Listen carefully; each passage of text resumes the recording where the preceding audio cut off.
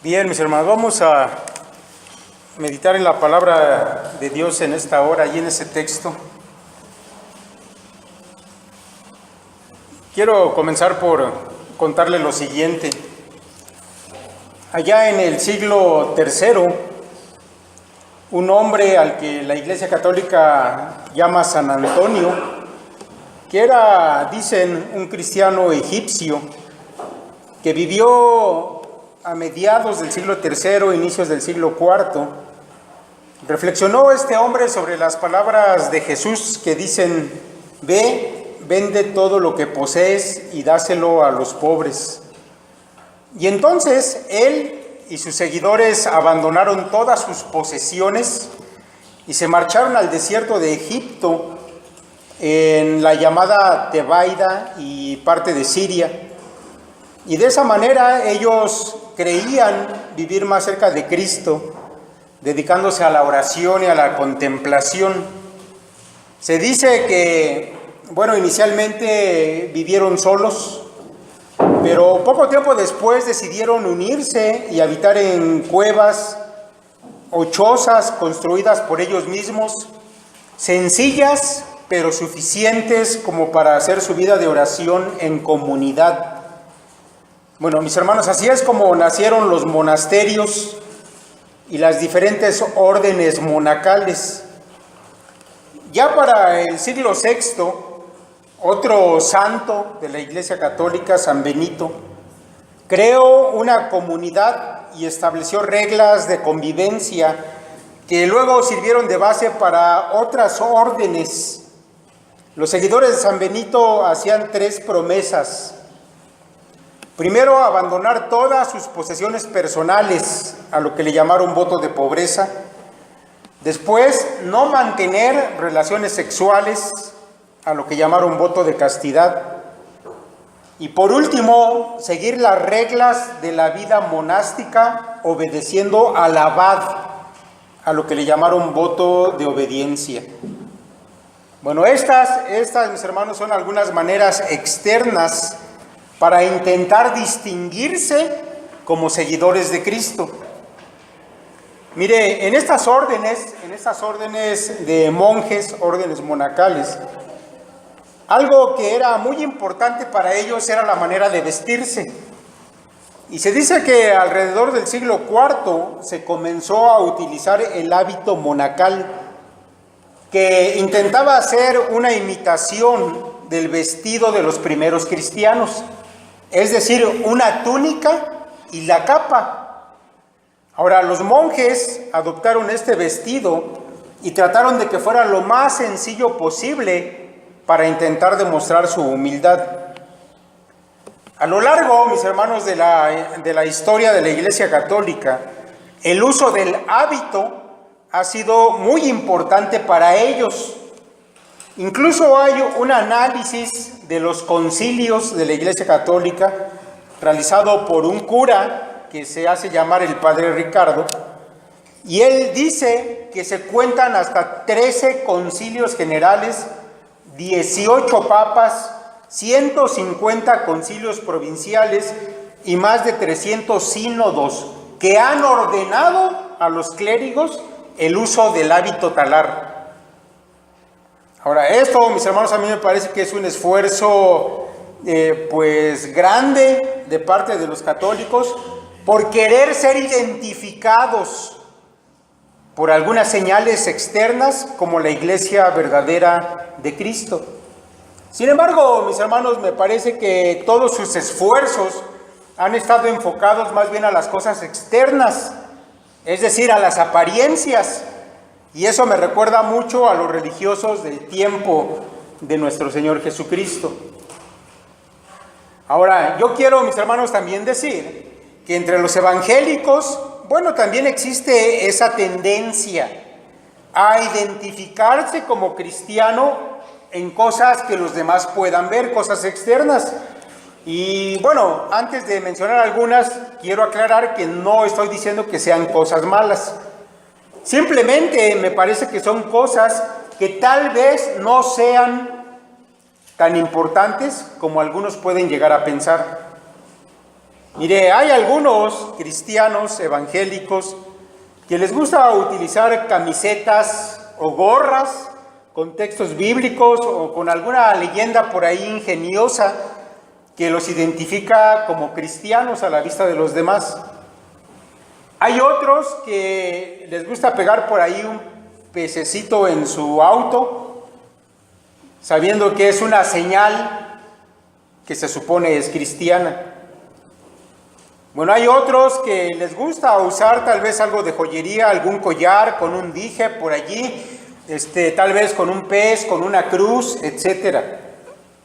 Hay otros más que, bueno, les gusta escuchar música cristiana y le ponen ahí fuerte con la esperanza de que los demás escuchen lo que ellos están oyendo y de esa manera pues sepan que ellos son cristianos, etcétera. Bueno, todo esto, como dije, no es malo. Tal vez incluso pudiera servir como un puente para tener la oportunidad de hablar de Cristo con los demás. Sin embargo, mis hermanos, hay que reconocer que esto no es lo que realmente identifica a un cristiano. Ahora, a todo esto, mis hermanos, viene la pregunta: ¿realmente es necesario ser identificado como un cristiano? ¿Es eso importante? Bueno, a mí me parece, mis hermanos, que sí lo es. Y no estoy hablando de un reconocimiento en términos egoístas o convenientes, como en el caso de la Iglesia Católica o de la mayoría de las sectas, donde eso más bien es utilizado para captar más seguidores y, por supuesto, incrementar su poder económico. No estamos hablando de eso, estamos hablando de una importancia diferente. Mire, sabemos por la Escritura que hay algunas causas por las que sí es necesario que la gente de este mundo le identifique a usted como cristiano. Y también hay causas por las que es importante que nosotros, los cristianos, identifiquemos a quienes son verdaderos cristianos y quienes no lo son. Sabemos, mis hermanos, por la Escritura, que una de las causas por las que es preciso reconocer a los verdaderos cristianos es porque la Biblia anticipaba que llegarían tiempos donde falsos creyentes se iban a levantar e iban a poner en riesgo a la iglesia verdadera. El Señor Jesús habló de eso. Por ejemplo, el Señor Jesucristo dijo que los falsos discípulos que se iban a levantar iban a ser semejantes a la semilla que cae a la orilla del camino, a los que caen entre pedregales o entre espinos. Ninguno de ellos da fruto. El Señor dijo que serían semejantes a la cizaña que crece junto con el trigo. Al principio son indistinguibles hasta que sus obras los descubren. Iban a ser esos falsos discípulos semejantes a los peces malos que se echan fuera. Estos en un principio están en la misma red que los peces buenos, hasta que sean separados para siempre. El Señor Jesús dijo que iban a ser como las cabras que hicieron muchas cosas, pero que nunca fueron obedientes, y finalmente iban a ser puestos aparte para el castigo eterno. Ellos serían como las vírgenes insensatas que no estaban preparadas para la llegada del novio. Los falsos discípulos serían iguales a aquellos siervos inútiles que enterraron su talento y jamás produjeron ganancias para su amo. Mis hermanos, cada uno de estos ejemplos fue dado por el Señor Jesús. Y en cada uno de ellos, los falsos discípulos guardan una apariencia engañosa, pero al final el Señor los descubre y los juzga, como acabamos de mencionar. Sin embargo, mis hermanos, para nosotros no resulta tan fácil poder distinguirlos, porque los falsos cristianos pueden llegar a tener rasgos que les dan la apariencia tal vez de verdaderos discípulos. Mire, por ejemplo, entre los falsos creyentes, los falsos discípulos, ellos pueden llegar a tener una moral externa engañosa. También pueden llegar a tener un grado de conocimiento bíblico bastante considerable e incluso una participación notable en el trabajo de la iglesia, y todo eso los va a hacer externamente parecidos a un creyente real. Déjeme darle algunos ejemplos que están en la palabra de esto que acabo de mencionar. La Escritura, por ejemplo, nos habla de un joven rico que tuvo un encuentro con el Señor Jesús. Y de este joven nosotros vemos que él tenía una moral externa. Todos los mandamientos he guardado desde mi juventud, dijo al Señor. Él tenía una ética, una moral externa. Sin embargo, al final se marchó dando la espalda a la salvación. Nuestro Señor, mis hermanos, también llamó a los hombres que en su tiempo eran los más conocedores de la Escritura, sepulcros blanqueados, que por fuera a la verdad se muestran hermosos, mas por dentro están llenos de huesos, de muertos y de toda inmundicia. Y además, nuestro Señor en otra ocasión agregó también que el día del juicio habría quienes dirían: Señor, ¿no profetizamos en tu nombre? ¿Y en tu nombre echamos fuera demonios? ¿Y en tu nombre hicimos muchos milagros? Y entonces les declararé, dice el Señor, nunca os conocí, apartaos de mí, hacedores de maldad. Así que, mis hermanos, puede haber gente que tenga una ética tal vez aceptable, visible a los ojos de los demás. Hay quienes pueden tener un conocimiento bíblico vasto, y habrá quienes incluso proclamen la palabra de Dios, quienes sirvan dentro de la iglesia, y sin embargo, mis hermanos, puede ser que estemos hablando de falsos creyentes, de gente que no tiene parte dentro del cuerpo de Jesucristo. Déjeme agregar más. Entre los falsos discípulos habrá incluso quienes hayan sentido pesar por su pecado, y también quienes hayan decidido seguir a Jesucristo, y sin embargo, mis hermanos, vivir sin haber sido salvos. La Escritura dice acerca de Judas lo siguiente: entonces Judas, el que le había entregado, viendo que era condenado, devolvió arrepentido las 30 piezas de plata a los principales sacerdotes y a los ancianos. Devolvió arrepentido las 30 piezas de plata. Sin embargo, mi hermano, tú y yo sabemos que Judas, a pesar de ese arrepentimiento, se perdió eternamente.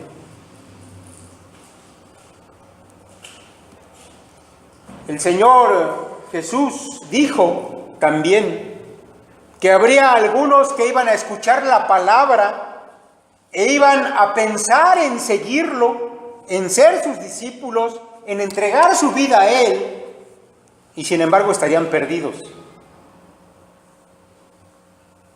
Los de sobre la piedra son los que, habiendo oído, reciben la palabra con gozo. Pero estos no tienen raíces, creen por algún tiempo y en el tiempo de la prueba se apartan. La que cayó entre espinos, estos son los que oyen pero yéndose, son ahogados por los afanes y las riquezas y los placeres de la vida y no llevan fruto. Estos, mis hermanos, son los que pensaron que habían creído, pero su fe resultó no ser genuina. Y al final, cada uno de ellos permaneció infructuoso. Nunca se vio su fruto. Ahora, mis hermanos, yo creo que lamentablemente las iglesias en la actualidad están llenas de personas así. Entonces, mis hermanos, como hemos dicho, una primera razón de la importancia de reconocer a los verdaderos creyentes es el riesgo que representan los falsos, los que no lo son, que además son difíciles de identificar. Pero también, mis hermanos, creo que hay una segunda razón de la importancia de poder reconocer a los discípulos de Cristo que son genuinos. Y es que ellos serían testimonio para el mundo. Ellos, los verdaderos, iban a ser luz entre las tinieblas. Y lo serían, mis hermanos, precisamente por su manera de reflejar la luz de Cristo entre los perdidos. La gente tenía que saber sin equivocación que ellos eran. Y eso, mis hermanos, iba a ser notorio porque serían diferentes a todos los demás. Mire, cuando Juan el Bautista comenzó a predicar al pueblo judío, él dijo: haced pues frutos dignos de arrepentimiento. Esa iba a ser una señal, mis hermanos, de que habían encontrado la vida. Haced frutos dignos, es decir, que demostraran que su arrepentimiento era verdadero. El apóstol Pablo dijo exactamente lo mismo. Y allá en el libro de Hechos, en el capítulo 26, encontramos las palabras de Pablo. Dice él: sino que anuncié primeramente a los que están en Damasco y Jerusalén y por toda la tierra de Judea y a los gentiles que se arrepintiesen y se convirtiesen a Dios haciendo obras dignas de arrepentimiento. Ahora, mis hermanos, estas obras dignas de arrepentimiento de las que está hablando Juan y que Pablo también menciona, se pueden resumir en una sola palabra. Esas obras se pueden resumir en una sola palabra. Y esa palabra, mis hermanos, es amor. Amor. El Señor Jesucristo dijo: amarás al Señor tu Dios con todo tu corazón y con toda tu alma y con toda tu mente. Este es el primero y grande mandamiento. Y el segundo es semejante: amarás a tu prójimo como a ti mismo. Mire, el Señor Jesús, con esa capacidad de su entendimiento divino, resume toda la ley y los profetas también en dos mandamientos que se rigen por una sola cosa: por el amor. Amar al prójimo como a sí mismo, mis hermanos, que es en la parte en que yo me quiero centrar ahora. Amar al prójimo como a sí mismo caracterizaba a los verdaderos seguidores de la ley. Y mis hermanos, este mandamiento, amar al prójimo como a uno mismo, constituía, en términos de nuestro Señor Jesucristo, de resumir todo, la segunda mitad de las tablas que conocemos como los 10 mandamientos. La segunda tabla hablaba completamente de eso. Y esa segunda tabla, mis hermanos, era, por decirlo de esa manera, un resumen de los cientos de mandamientos específicos que contenía la ley completa. Pero, mis hermanos, cuando vamos a la ley y echamos una mirada a esos mandamientos, nos podemos nosotros dar cuenta de algo interesante, mis hermanos. Nosotros podemos decir que sobre todo esos mandamientos trataban de un amor que considera al prójimo como digno de respeto, que actúa con el prójimo, así como nos gustaría que los demás actuaran con nosotros. Escúchelos. Honra a tu padre y a tu madre. No matarás, no cometerás adulterio, no hurtarás, no hablarás contra tu prójimo falso testimonio, no codiciarás la casa de tu prójimo, no codiciarás la mujer de tu prójimo, ni su siervo, ni su criada, ni su buey, ni su asno, ni cosa alguna de tu prójimo. Y mis hermanos, estas palabras simplemente querían decir, si quieres tú ser honrado por tus hijos, entonces honra a tus padres. Si quieres que los demás respeten tu vida, respeta la vida de los demás. Si quieres que respeten a tu esposa o a tu esposo, respeta entonces a la esposa o al esposo de tus prójimos, etc. Eso, mis hermanos, significaba amar al prójimo como a uno mismo. Como ya decía la regla de oro, haz con los demás como quieras que hagan contigo. Sin embargo, mis hermanos, cuando llegamos al pasaje de Juan que hoy estamos considerando, el Señor va a dar un paso más, uno que va a dejar atrás incluso a la misma ley. Al mandamiento de amar al prójimo como a uno mismo, el Señor lo va a llevar aún más alto. Y si este mandamiento, mis hermanos, caracterizaba a los verdaderos seguidores de la ley, Él va a volverlo la característica de sus discípulos. Un mandamiento nuevo os doy, que os améis unos a otros, como yo os he amado, que también os améis unos a otros. En esto conocerán todos que sois mis discípulos, si tuviereis amor los unos con los otros. Mis hermanos, la marca es puesta hasta lo más alto. El amor de los discípulos del Señor debe ser como el amor del Señor mismo. Él es el ejemplo, es la medida, es la muestra del amor que debe distinguir a sus seguidores. Si los seguidores de la ley eran reconocidos por el amor al prójimo como a uno mismo, los seguidores del Maestro serían reconocidos por un amor, escuche esto, por un amor sacrificial, como el que Él tuvo por nosotros.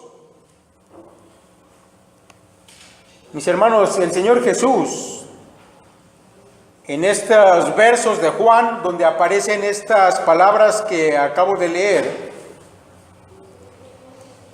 en estos versos Él prácticamente está despidiéndose ya de sus discípulos. Él acaba de decirles un par de versos antes, ahora es glorificado el Hijo del Hombre y Dios es glorificado en Él.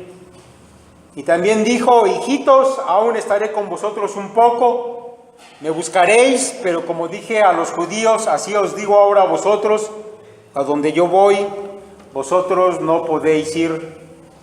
Y con estas palabras, mis hermanos, Él está declarando que la hora de su muerte ha llegado. La muestra del tipo de amor que Él tenía por ellos iba a ser manifestada en la cruz. Y un poco más adelante el Señor lo declara abiertamente, claramente. Allá en el capítulo 15, en los versos 12 y 13, dice Jesús, este es mi mandamiento, que os améis unos a otros como yo os he amado. Nadie tiene mayor amor que este, que uno ponga su vida por sus amigos. Mis hermanos, cualquier tipo de amor es posible de cumplir por los hombres. Pero este amor, como el del Señor, Él dice, nadie tiene mayor amor que este. Porque este tipo de amor, mis hermanos, es de arriba. Es el amor que pertenece solamente a Dios. Es un amor donde el que ama se da completamente, hasta derramar su propia vida. Ningún hombre puede amar de esa manera por sí mismo. Porque mis hermanos, es un amor que está más allá de los alcances del ser humano. Es un amor sobrenatural. Por eso es que se constituye en una marca distintiva de los verdaderos discípulos de Cristo. Porque solamente lo poseen aquellos que lo han recibido directamente del Espíritu de Dios, como lo dice el apóstol Pablo allá en Romanos 5:5, porque el amor de Dios ha sido derramado en nuestros corazones por el Espíritu Santo que nos fue dado. Mis hermanos, no es lo exterior lo que distingue a los hijos de Dios. No es un vestido. No es un nombre, no es hablar en lenguas, no es tu conocimiento bíblico.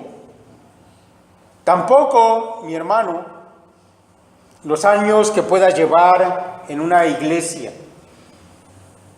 Lo que realmente distingue a quienes son parte del cuerpo de Cristo son los frutos sobrenaturales que se producen en su vida, que el Espíritu Santo ha traído a su corazón y a su vida. Y el primero de todos esos frutos es el amor. Gálatas 5:22, mas el fruto del Espíritu es amor. Mis hermanos, estos últimos domingos hemos estado hablando acerca de la comunión en la iglesia. Hemos querido hacer notar a ustedes la importancia de ello, el tipo de unidad o comunión que hay entre nosotros, mis hermanos, no es algo que carezca de importancia. No es algo que debiera pasar desapercibido para nosotros, que somos el cuerpo de Cristo. Mis hermanos, esto es tan importante que el Señor en sus palabras finales a sus discípulos lo destacó como un mandamiento que no fue dado antes a los judíos. Este era un mandamiento especialmente para sus discípulos. Era, mis hermanos, una parte de la esencia del Señor mismo para sus seguidores. Mire, cuando vamos a estos párrafos de Juan, yo me acuerdo que esta parte donde el Señor se despide y es entregado posteriormente para su muerte, un predicador lo llamó el día que la luz se fue. El día que la luz se fue. Y ese título a mí me impactó mucho, porque precisamente el Señor es la luz. No solamente nos mostró la luz, sino que Él mismo era la luz que vino a este mundo, como dice Juan 1:9. Sin embargo, un día tuvo que irse físicamente de aquí. Pero el Señor no se dejó a sí mismo sin testimonio para este mundo, sino que nos ha dejado a nosotros y nos ha dado de su amor para que sigamos siendo luz a la humanidad perdida. Mis hermanos, es importante la manera en cómo vivimos la comunión dentro de la iglesia. Amar a nuestros hermanos, a los que pertenecemos a la iglesia, no es algo opcional, es un mandamiento. No es algo sin importancia, es vital para aquellos que nos miran, para aquellos que aún no tienen la salvación. Mis hermanos, es, por decirlo así, parte de nuestro deber evangelístico y también es una consecuencia lógica de ser hijos de Dios. Porque déjeme decirle esto: quien no ama a sus hermanos simplemente no tiene la luz. Él no es luz, sino tinieblas. Juan escribió: sin embargo, os escribo un mandamiento nuevo, que es verdadero en él y en vosotros, porque las tinieblas van pasando y la luz verdadera ya alumbra. El que dice que está en luz y aborrece a su hermano, está todavía en tinieblas. El que ama a su hermano permanece en la luz y en él no hay tropiezo. Pero el que aborrece a su hermano está en tinieblas y anda en tinieblas y no sabe a dónde va, porque las tinieblas le han cegado los ojos.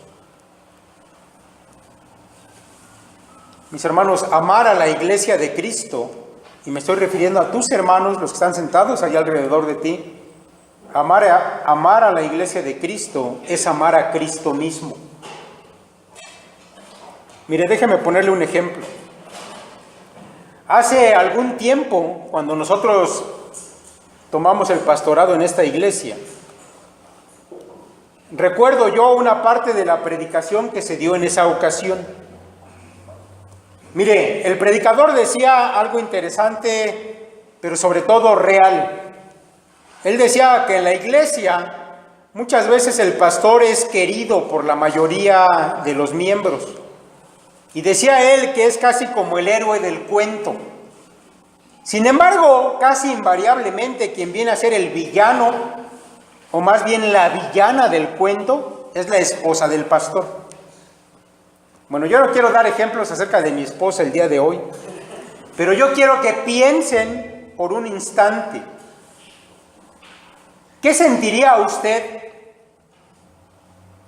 si fuera querido por los demás, si usted fuera apreciado, pero su esposa fuera rechazada, fuera hecha menos por los demás? ¿Qué sentiría? ¿Qué siente un esposo cuando eso pasa? Bueno, ahora quiero que usted piense que eso hacemos nosotros precisamente cuando decimos que amamos a Cristo, pero no soportamos a la iglesia que es la esposa de Cristo. Muchas veces, mis hermanos, decimos amar al Señor y que aún daríamos la vida por Él, pero nuestra relación con la iglesia, que es su cuerpo, es totalmente mala. Por eso yo quiero decirle hoy que su amor por Cristo sí es medible, que sí lo podemos ver, simplemente por la manera en que usted trata a la iglesia. Ahora, eso no lo inventé yo, lo está diciendo la Escritura. Juan dice, si alguno dice yo amo a Dios y aborrece a su hermano, es mentiroso. Pues el que no ama a su hermano a quien ha visto, ¿cómo puede amar a Dios a quien no ha visto? Así que si tú dices que amas al Señor, pero prefieres estar allá afuera, si prefieres otras cosas que venir al culto y estar en comunión con la iglesia, por favor no seas mentiroso, tú no amas a Cristo. No importa la excusa que tengas, porque en las cosas de Dios o eres o no eres, o amas o no amas, no hay términos medios. Si tú dices que amas al Señor, pero no estás dispuesto a perdonar a tus hermanos, no seas hipócrita. No amas al Señor realmente. Si proclamas tu amor a Dios, pero no estás dispuesto a servir a los que son tus hermanos, o a dar de lo que tienes para los que necesitan, o tal vez invertir tu tiempo y esfuerzo para ayudar, entonces estás demostrando lo que realmente eres. Y no es precisamente un seguidor genuino de Cristo. Pero mis hermanos, déjenme decirle que cuando las cosas son positivas,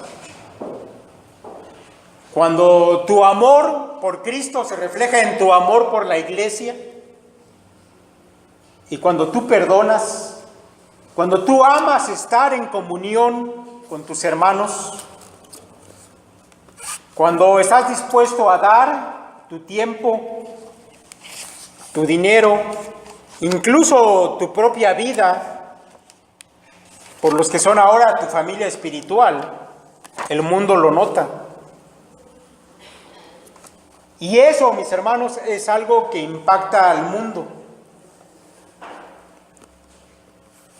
Mira, cuando Cristo dijo esto, la iglesia aún no se formaba.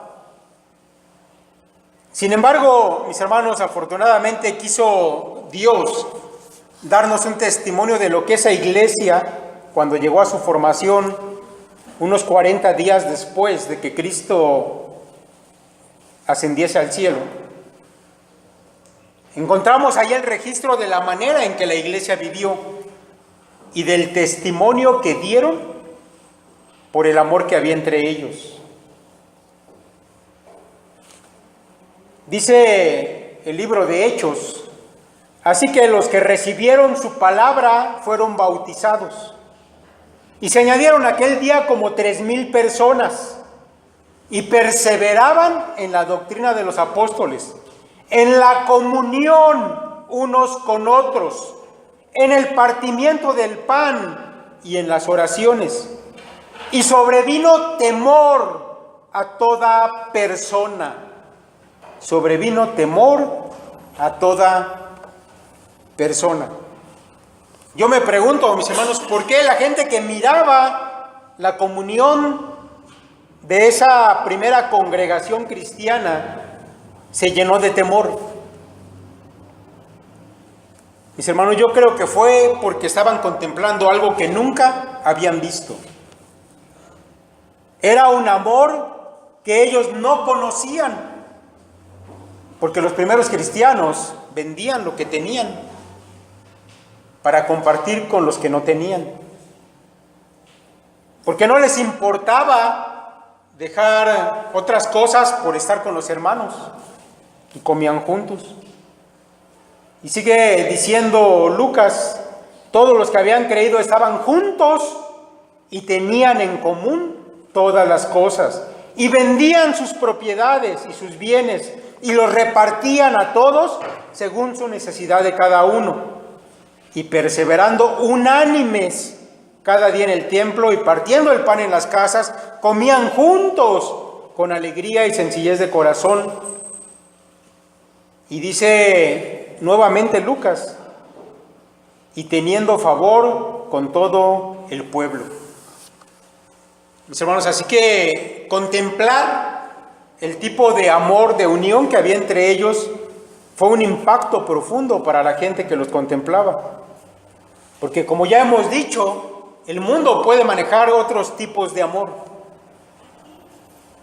Pero el amor de Cristo, sacrificial, el que se entrega completamente, es un amor que no conoce este mundo. Ese, mis hermanos,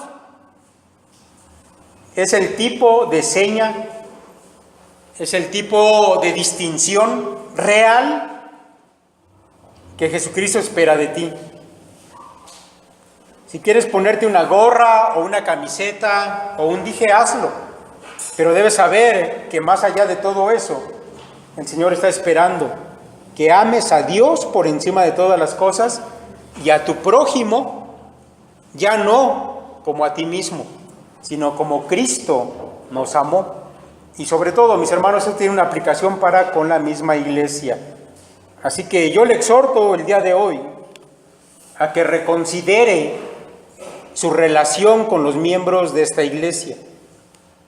Si tiene algo contra alguno de sus hermanos, ejerce el perdón. Si puede ayudarlos, hágalo. Si tiene dones para edificar a la iglesia, edifíquela. Mis hermanos, debemos amar a la esposa así como amamos al Señor. Vamos a orar. Señor, te damos muchas gracias porque tu palabra, Padre, sin duda, Señor, nos exhorta a cosas, Padre, que están más allá de nuestro alcance.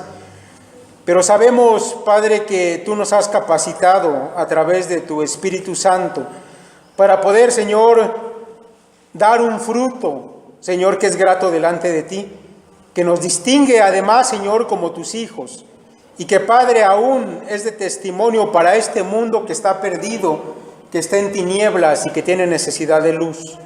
Permite, Padre, que podamos reflejar lo que ahora somos. Que, Señor, no seamos como aquellos que escondieron el talento y después no hicieron nada más, sino que, Padre, realmente seamos como tú has decidido y como nos has ordenado, Padre, que seamos. Te ruego, Señor, por esta iglesia, bendícela a cada uno de mis hermanos, Señor. Permite que tu palabra quede en su corazón, en su mente, y que podamos, Señor, de verdad ser lo que tú deseas de nosotros. En el nombre de Cristo Jesús te lo ruego. Amén.